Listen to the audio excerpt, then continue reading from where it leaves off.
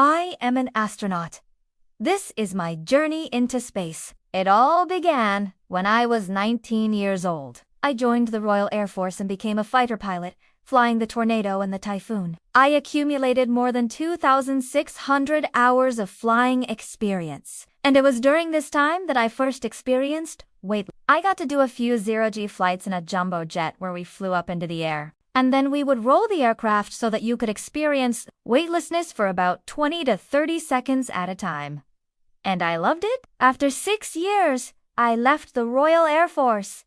And I went to work as a civilian on the Typhoon program, flying the Typhoon and training new pilots. But my real passion was flying helicopters, so I left that program after 3 years and I joined the Army Air Corps.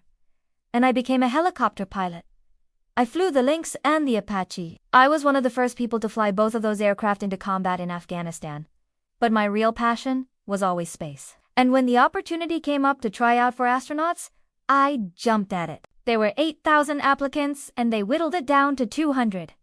And then they brought us all together at Star City just outside Moscow. They gave us all a physical and then they put us through a series of tests to assess our personality and our teamwork skills. And then finally, they took us all flying in a simulator to see how we reacted to that. And I was lucky enough to be one of the 12 that got selected at the end of that. The next 2 years I spent training in Russia, learning about space and learning about spacecraft. But after that, unfortunately, the government pulled the funding and that program ended. And I found myself back in the Army with no real purpose. So I decided to leave the Army.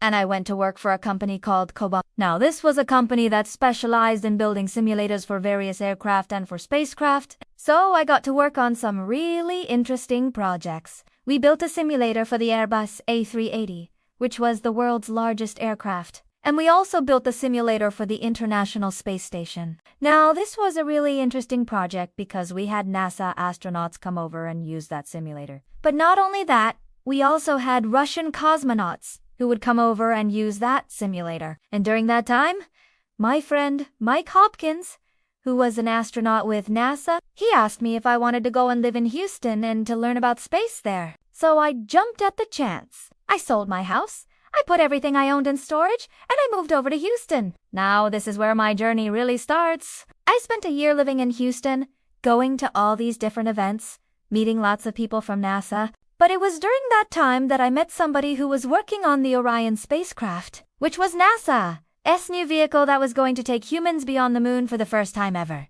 He said, "Why don't you come and work for us?" So I started working on the Orion program, and I got to do some really interesting things. One of the things that I got to do was to help train the crew on how to use the equipment inside the Orion spacecraft. I also got to go to Wallops Island to watch the first test flight of the Orion spacecraft, where it flew into space for the first time and it splashed down in the ocean. But unfortunately, due to COVID, I wasn't able to go and watch the second launch of Orion. But I did get to go to Florida and to meet the crew just before they launched. And it was such an honor to be able to meet these guys and to watch them go through the whole process of getting ready to go into space. As an astronaut, I have now been to space twice. I went to the International Space Station twice, and I also went on a mission to the moon. That's right. We went to the moon on a spacecraft called Starship.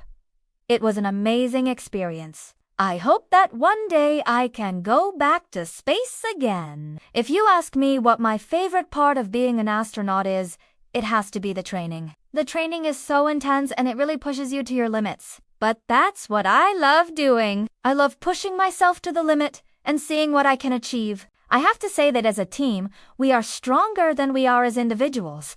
You know, when you go to space, you don't go alone. You go with a crew. And it's the crew that makes the mission. It doesn't matter whether you're in the Army or in space. You always rely on the people around you. If you want to know more about my journey, please check out my autobiography. Thanks very much.